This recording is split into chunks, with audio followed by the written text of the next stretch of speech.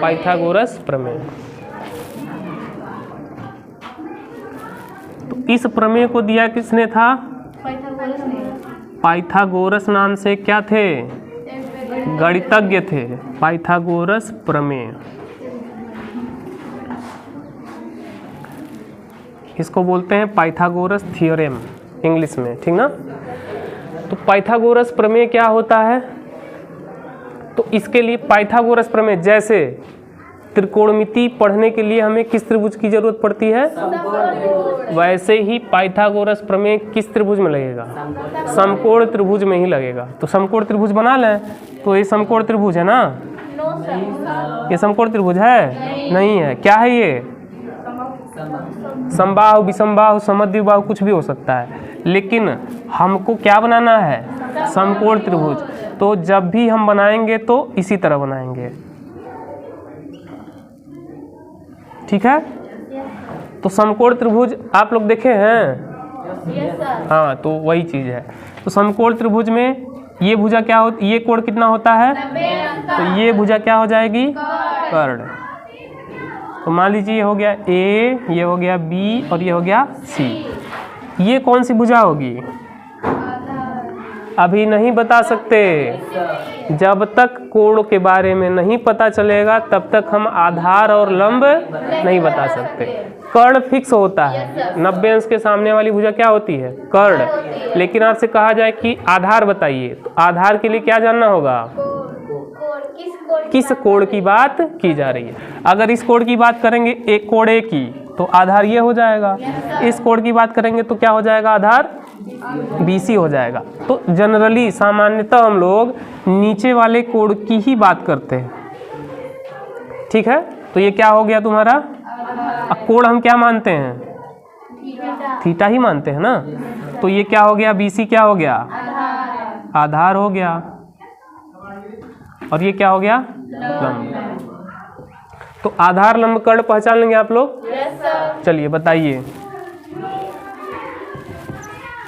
ये क्या है? एक समकोण त्रिभुज है। ये क्या है? एक कोण है। बताइए लंब। अच्छा, मैं नाम रख दे रहा हूं, PQR। बताइए लंब कौन? QR। Very good. आधार कौन? PQ। लंब कौन? लंब कौन? QR। कर्ण कौन? PR। ठीक ना। PR कहिए, RP कहिए, बात एक कहिए। जैसे बर्गदमा ठूठी बारी किलोमीटर कितना है दूरी? 5 किलोमीटर। तो ठूठी बारी से बर्गदमा कितना होगा?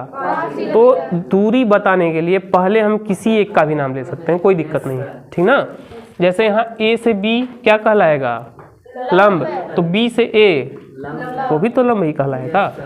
तो ये दूरी होता है, मतलब दो अगर पॉइंट का नाम ले रहे हैं तो वो दूरी ही इंगित करता है। जैसा कि आप लोगों ने निर्देशांक ज्यामिति में पढ़ा है, ठीक ना, कि A अगर कोई बिंदु है, अब B अगर एक और बिंदु है, तो AB का माप होगा, ऐसे पढ़े हैं ना। तो AB का मतलब क्या हुआ? A से B तक जो रेखा खींची गई उसकी दूरी, ठीक है। तो पाइथागोरस प्रमेय कहता है कि जो बड़ी वाली भुजा है, बड़ी वाली भुजा क्या होती है? कर्ण। छोटी भुजा क्या है? लंब और आधार दोनों है छोटी भुजा, ठीक। तो जो कर्ण वाली, जो बड़ी वाली भुजा होती है, उसका स्क्वायर दोनों छोटी भुजाओं के वर्ग के योग के बराबर होता है। तो दोनों छोटी भुजा क्या हो जाएगी? लंब और आधार। बात समझिएगा। अभी मैं इसको कंफ्यूज करूंगा तो आप लोग वही गलती करते हो तुम लोग।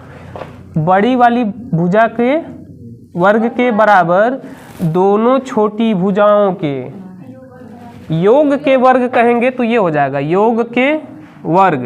अब ये हो गया जो कि हो जाएगा गलत, ठीक। कर्ण का स्क्वायर क्या होता है? लंब। इसको बोलना है तो क्या कहेंगे? ध्यान दीजिएगा। बड़े वाले भुजा का जो वर्ग होता है वह दोनों छोटी वाले भुजाओं के वर्ग के योग के बराबर होता है, ठीक है। वर्ग के योग के बराबर होता है। बात समझ में आया? ये क्या कहलाएगा? कोई भी कहेगा पाइथागोरस प्रमेय बताइए।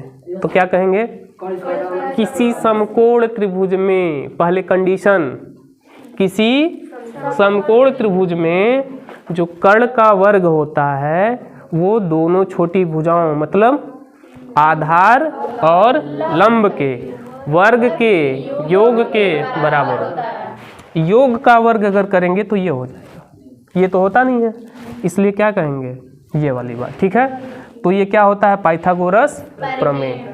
तो यहाँ तक किसी कोई दिक्कत?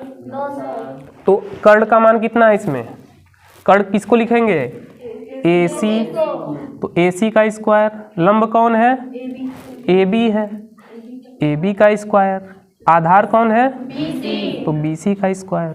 ठीक है, ऐसे कर लेंगे नहीं कर लेंगे? ठीक है।